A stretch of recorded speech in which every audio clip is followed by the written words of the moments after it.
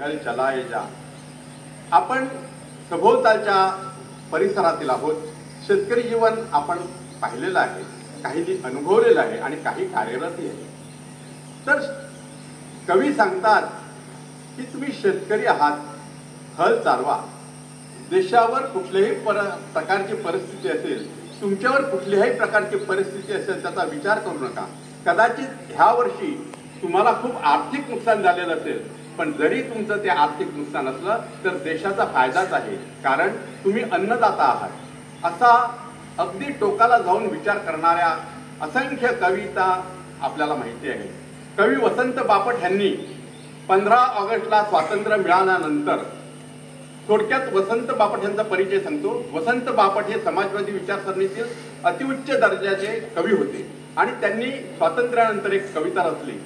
ती कविता म्हणजे तुम्हा आम्हाला कदाचित माहिती असेल, शतकानंतर आज पाहिली पहिली रम्य पहाट, पहिली रम्य पहाट। मेघ वितळले, गगन निवळले, क्षितिजावर नव रंग उसळले, प्रतिबिंबित ते होऊन खुलले भारत भूमी ललाट, पहिली रम्य पहाट। मित्रहो, अशा ह्या थोर कवींनी स्वातंत्र्याचा आनंद व्यक्त करत असताना त्यांच्यावर काही काळातच करू कशाला स्वातंत्र्याचा अशला जय जयकार म्हणण्याची वेळ आहे।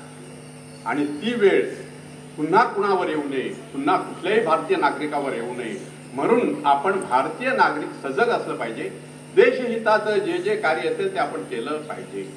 असू आम्ही सुखानी पत्थर पायातील, मंदिर उभवणे हेच आमचे शील। मंदिर म्हणजे काय?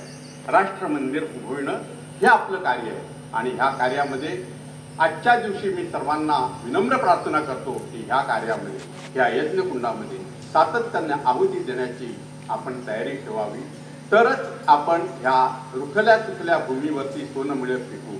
अन्यथा आपल्याला आपलीच दुर्गती, आपल्या शाळेची पटसंख्या कमी झालेली पाहण्याचं दुर्भाग्य होईल। म्हणून सांगतोय, सभोवतालच्या परिसरामध्ये 26 जानेवारीच्या दिवशी हाती पताका घेऊन, काही स्लोगन लिहून, अगदी शाळेची प्रगती कशी आहे हे दर्शवणारं, आज मला अतिशय आनंद झाला, शाळेमध्ये 92% पुढे मार्क्स मिळवणारे विद्यार्थी आहेत आणि त्या विद्यार्थ्यांचे परिश्रम आणि शिक्षकांनी घेतलेले परिश्रम हे खरोखर उल्लेखनीय आहे।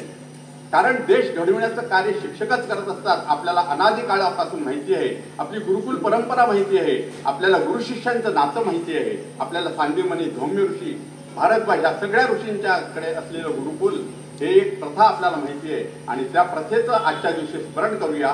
मला वाटतं विद्यार्थी थकलेले आहेत, त्यांच्या चेहऱ्यावरचे भावही मला दिसतात, नाहीतर खूप काय बोलता आलं असतं, पण आजच्या दिवशी तिथे रजा येतो। मला त्या संस्थेने, त्या शाळेने, त्या शाळेच्या पदाधिकाऱ्यांनी, शिक्षक वर्गाने मुख्य अतिथी म्हणून स्वीकारलं, त्याबद्दल मी त्यांचे मनाचे आभार। धन्यवाद। नमस्कार।